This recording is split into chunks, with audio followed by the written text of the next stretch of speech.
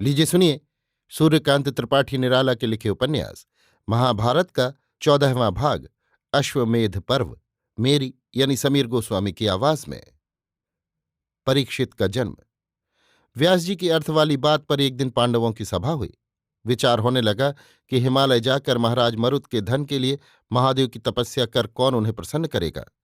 बिना इस धन के न तो राज्य का सुचारू रूप से संचालन किया जा सकता है, न व्यासदेव और पितामह भीष्म के बताए अश्वमेध यज्ञ का विधान ही पूरा किया जा सकता है। बातचीत के प्रसंग पर भीम ने उठकर कहा, महाराज, मरुत के धन के लिए देवाधिदेव महादेव की उपासना मैं करूंगा। भीम की प्रतिज्ञा सुनकर युधिष्ठिर बहुत प्रसन्न हुए और भीम को उत्तराखंड जाने की आज्ञा दी। सहदेव ने कहा, इस कार्य के लिए हम सबको साथ चलकर रहना चाहिए। भीम का अकेला जाना उचित नहीं मालूम देता। सहदेव की यह सम्मति सबको पसंद आई। इसके अनुसार राज्य का भार धृतराष्ट्र के पुत्र युयुत्सु को सौंपकर समस्त पांडव उत्तराखंड की ओर चले। हिमालय पहुंचकर भीम ने शंकर की अभ्यर्थना कर कुछ ही दिनों में गड़े हुए धन का पता लगा लिया। पता मालूम होने पर वेदज्ञ धौम्य ने वहां पूजा कराई और खोदने की आज्ञा दी गई। कुछ ही परिश्रम के बाद वो अपार धनराशि मिल गई। बड़े बड़े पात्र स्वर्ण से भरे हुए मिले। कितने ही हाथी और घोड़ों पर वो धन लादा गया। अश्वमेध का समय निकट जानकर धर्मराज के अनुरोध के अनुसार श्रीकृष्ण, बलराम, सुभद्रा, प्रद्युम्न और कृतवर्मा आदि हस्तिनापुर आए। हस्तिनापुर में उत्सव की शहनाई बजने लगी। इसी समय उत्तरा के पुत्र पैदा हुआ। पुत्र होते ही कुल आनंद शोक में बदल गया। सब लोगों ने सुना कि उत्तरा के मृत बालक हुआ है। पांडवों के कुल में श्राद्ध तर्पण करने वाला भी कोई नहीं बचा था। इसी बालक की बाट सब लोग जोह रहे थे। मरा बालक होने पर सुभद्रा पछाड़ खाकर कृष्ण के पैरों पर गिर पड़ी। द्रौपदी भी चीख मारकर रोने लगी। महाराज युधिष्ठिर, भीम, अर्जुन आदि पांडव वहां नहीं थे। कृष्ण समझ गए कि अश्वत्थामा के ब्रह्मशिरा बाण के प्रभाव से मृत बालक हुआ है। कृष्ण आचमन करके उस बालक को गोद में लेकर बैठे और कहा, हे भद्रे, मैंने युद्ध में कभी पीठ नहीं दिखाई, कभी झूठ नहीं बोला, सत्य से मेरा संबंध नहीं छूटा। अगर ये सच है तो अभिमन्यु का मृत पुत्र जी जाए। यदि शत्रु को जीत कर भी मैंने हिंसा नहीं की तो ये शिशु जी जाए। श्री कृष्ण के मुख से ये शब्द निकले ही थे कि शिशु जी उठा। सब लोग प्रसन्न हो गए। इस प्रकार जीने के कारण बच्चे का नाम परीक्षित रखा गया। परीक्षित के पैदा होने के 1 महीने बाद पांडव हिमालय से वापस आए। राजधानी और घर के सब समाचार पाकर ये मालूम कर कि परीक्षित का जन्म हुआ है और जन्म का ये विवरण है, पांडव बहुत प्रसन्न हुए। उन्होंने धृतराष्ट्र, गांधारी और कुंती की चरण वंदना की, कृष्ण को गले लगाया और भीम की तपस्या और धन की प्राप्ति का हाल कहा। अश्वमेध यज्ञ। इसी तरह कुछ समय और पार हुआ। एक दिन भगवान व्यास फिर पधारे। धर्मराज ने बड़े आदर से उन्हें आसन पर बैठाया। उनके बैठने पर बड़े विनम्र स्वर में पूछा, भगवान, अश्वमेध की तिथि भी निश्चित कर दीजिए ताकि शुभ कार्य का अनुष्ठान कर दिया जाए। व्यास जी ने चैत्र की पूर्णिमा निश्चित करते हुए कहा, अश्वमेध के घोड़े की परीक्षा किसी अश्वविद्या विशारद ब्राह्मण से कराइएगा। व्यास जी उपदेश देकर चले गए। अश्वमेध की तैयारियां होने लगी। ब्राह्मणों ने एक अत्युत्तम श्यामकर्ण घोड़ा निश्चित किया।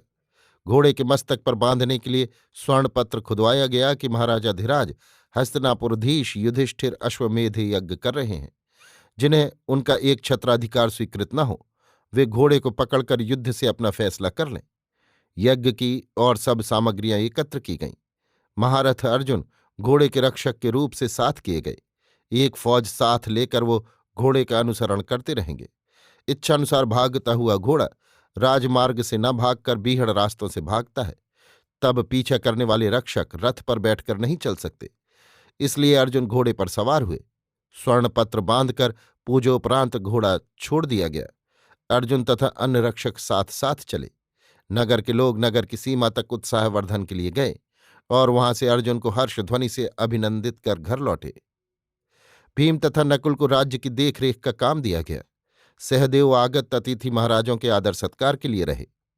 नदी नाले, अरण्य प्रांतर, पहाड़ उपत्यका, देश प्रदेश विचरता हुआ घोड़ा त्रिगर्त देश में हाजिर हुआ। वहां के राजकुमार पांडवों के लिए दुर्विनीत थे। अश्वमेध का घोड़ा जानकर उन लोगों ने पकड़ लिया। घोड़े के पकड़े जाने पर पहले अर्जुन ने बहुत समझाया, पर राजकुमारों ने बात न मानी। सबसे बड़े केतुवर्मा थे। उन्होंने अर्जुन पर शर वर्षा शुरू कर दी। अर्जुन पहले ढीले ढीले लड़ रहे थे। उसी समय एक तीर अर्जुन की मुट्ठी में लगा, जिससे उन्हें चोट आ गई। इससे कुछ असावधान हो गए। देखकर केतुवर्मा हंसा। उसके हंसते ही अर्जुन की देह में बिजली दौड़ गई। उन्होंने गांडीव उठाकर तीक्ष्ण तर तीरों से शत्रु पक्ष को पाट दिया। अर्जुन की चोटें संभालना मुश्किल हो गया। कितने ही वीर खेत रहे। देखकर केतुवर्मा दबा, गिड़गिड़ाया, वश्यता स्वीकृत की। तब अर्जुन ने उसे प्रबोध दिया और घोड़ा छोड़ देने के लिए कहा। घोड़ा छोड़ दिया। अर्जुन उसे अश्वमेध यज्ञ में आने के लिए सभ्यतापूर्वक आमंत्रित कर घोड़े के साथ आगे बढ़े।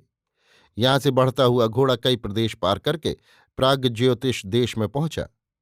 यहां भगदत्त के पुत्र महाराज वज्रदत्त राज्य कर रहे थे। भगदत्त अर्जुन के हाथ कुरुक्षेत्र में मारे गए थे, इसलिए वज्रदत्त पांडवों से दुश्मनी मानता था। उसने घोड़ा पकड़ा। अपनी सेना के साथ हाथी पर सवार वज्रदत्त अर्जुन पर टूटा। अर्जुन भी डटकर युद्ध करने लगे। जब वज्रदत्त ने हाथी को अर्जुन के बिल्कुल पास पहुंचा दिया, तब उन्होंने एक ऐसा बाण मारा कि हाथी वहीं बैठ गया। उसका मस्तक भेद कर तीर भीतर घुस गया। थोड़ी देर में वो मर गया। अर्जुन को युधिष्ठिर की आज्ञा थी कि घोड़े को पकड़ने पर युद्ध में वो किसी राजा का वध न करे। अर्जुन चाहते तो वज्रदत्त का वध कर सकते थे, पर उन्होंने हाथी के मर जाने पर उस पर तीर नहीं चलाया। वज्रदत्त समझ गया। उसने अर्जुन की वश्यता स्वीकार की। उसे हस्तिनापुर अश्वमेध यज्ञ में आने का निमंत्रण देकर अर्जुन घोड़े के साथ दूसरी तरफ मुड़े। वहां से बढ़ता हुआ घोड़ा सिंध देश में पहुंचा। जयद्रथ के वध की भावना से सिंध देश वालों ने भी घोड़े को पकड़ा। अर्जुन वहां बहुत उद्दंड होकर लड़े। बहुत बड़ी सेना अर्जुन के युद्ध में निहत हुई। दुर्योधन की बहन दुशला सिंध देशाधिपति जयद्रथ को ब्याही थी। वो गोद में अपने पौत्र को लेकर आई और कहा, भाई, तुम्हारे आने की खबर से मेरा पुत्र सुरथ जमीन पर गिरकर मर गया है। ये उसका लड़का मेरा पोता है, इस पर दया करो। अर्जुन दुशला को देखकर बहुत लज्जित हुए। वहीं गांडीव रख दिया और बहन को प्रबोध देने लगे। घोड़ा यहां से देश देशांतर भ्रमण करता हुआ मणिपुर पहुंचा। वहां की राजकुमारी चित्रांगदा अर्जुन की पत्नी थी। उनका लड़का बभ्रू वाहन वहां का राजा था। अपने पिता अर्जुन को आया हुआ जानकर ब्राह्मणों को आगे कर वो मिलने के लिए आया। अर्जुन को बभ्रू वाहन का ये तरीका पसंद नहीं आया। उन्होंने कहा, हम महाराज युधिष्ठिर के अश्वमेध के घोड़े के साथ यहां आए हैं। तुम्हारा ये बर्ताव मुझे पसंद नहीं आया। बभ्रुवाहन पिता से कैसे लड़े, कुछ समझ नहीं सका। खड़ा सोच रहा था कि अकस्मात नाग कन्या उलूपी वहां उपस्थित हुई और बभ्रुवाहन से कहा, बेटा, मैं तुम्हारी सौतेली मां हूं। तृतीय पांडव इस भूमि को निर्वीर न समझें, इसलिए मैं आज्ञा देती हूं, तुम अश्वमेध का घोड़ा पकड़ो और युद्ध करो। उलूपी की बात से बभ्रुवाहन ने घोड़ा पकड़ लिया। फलतः अर्जुन के साथ उसके युद्ध की नौबत आई। बभ्रुवाहन बड़ा निपुण योद्धा था। लड़ते लड़ते उसने अर्जुन के छक्के छुड़ा दिए। पहले तो अर्जुन ढीले हाथों लड़ रहे थे, पर बभ्रुवाहन को तेज पड़ता देखकर तेज होने लगे। पर इससे भी बभ्रुवाहन परास्त नहीं हुआ। उसने अर्जुन के सारे तीर व्यर्थ कर दिए। उलूपी खड़ी हुई देख रही थी। इसी समय एक तीर उसने ऐसा मारा कि तीर वर्म छेद कर अर्जुन की छाती में चुभ गया। देखते देखते अर्जुन निष्प्राण हो गए। बभ्रुवाहन भी थका हुआ था। प्रहार करने के बाद वो भी मूर्छित हो गया। खबर चित्रांगदा के पास पहुंची। वो दौड़ी हुई आई और अर्जुन को निष्प्राण देखकर पैरों पड़कर रोने लगी। अब तक बभ्रुवाहन की मूर्छा छूट चुकी थी। उसने मां को देखकर सारा हाल कहा। वहीं उलूपी खड़ी थी। चित्रांगदा उलूपी को पकड़कर रोने लगी। उलूपी के पास मृत संजीवनी मणि थी। उसने बभ्रुवाहन को देते हुए कहा, वत्स, ये मणि अपने पिता के क्षत स्थान पर रख दो तो वो जी जाएंगे। बभ्रुवाहन ने अर्जुन के हृदय पर वो मणि रख दी। कुछ देर बाद पूर्ण स्वस्थ होकर अर्जुन ने आंखें खोल दी। उन्हें मालूम हुआ वो गहरी नींद के बाद जगे हैं। बभ्रुवाहन की माता चित्रांगदा और नागकन्या उलूपी वहीं खड़ी थी। चित्रांगदा ने बड़े आदर से अर्जुन को राजधानी चलने के लिए कहा, परंतु अर्जुन ने कहा, इस समय मैं अश्वमेध के अश्व को छोड़कर अन्यत्र नहीं जा सकूंगा। इसके लिए मैं तुम लोगों से क्षमा चाहता हूं। उलूपी वहीं अदृश्य हो गई। अर्जुन ने बभ्रुवाहन को साथ ले लिया। मगधराज चेदिराज्य होता हुआ अश्व हस्तिनापुर की तरफ लौटा। अर्जुन अश्व के साथ साथ चले। मार्ग में अनेक लड़ाइयां लड़नी पड़ी। कई जगह अर्जुन को बड़ी मुश्किल का सामना करना पड़ा, परंतु सब जगह वो बचते गए और परिणाम उनके लिए अच्छा रहा। पश्चिम, दक्षिण, पूर्व और उत्तर, भारत तथा भारत से दूर तक के देशों में घोड़े की टाप पड़ी। अंत में सकुशल घोड़ा हस्तिनापुर लौटा। हस्तिनापुर में घोड़े के पहुंचने की खबर होते ही लोग मारे आनंद के पागल हो गए। अर्जुन का बड़ा भारी स्वागत किया। देश देशांतर के राजा धन रत्न लेकर एक छत्र सम्राट युधिष्ठिर के अश्वमेध यज्ञ में उपस्थित होने लगे। सब राजाओं के लिए युधिष्ठिर ने आदर स्वागत का बड़ा अच्छा प्रबंध कर रखा था। पांडवों की मेहमानदारी से राजा लोग बहुत प्रसन्न हुए। यज्ञ मंडप की शोभा देखते ही बनती थी। तमाम राजे ऊंचे ऊंचे आसनों पर बैठे हुए थे। बीच बीच में महाराज युधिष्ठिर वैदिक ब्राह्मणों से घिरे हुए यज्ञ कर रहे थे। यथाविधि दान सम्मान और कर्मकांड से यज्ञ पूरा किया गया। राजाओं तथा सज्जन नागरिकों के मनोरंजनार्थ अनेक प्रकार के खेल तमाशे किए गए थे। अनेक प्रकार के प्रदर्शन थे। सब लोग पांडवों की सज्जनता की मुक्त कंठ से प्रशंसा करने लगे।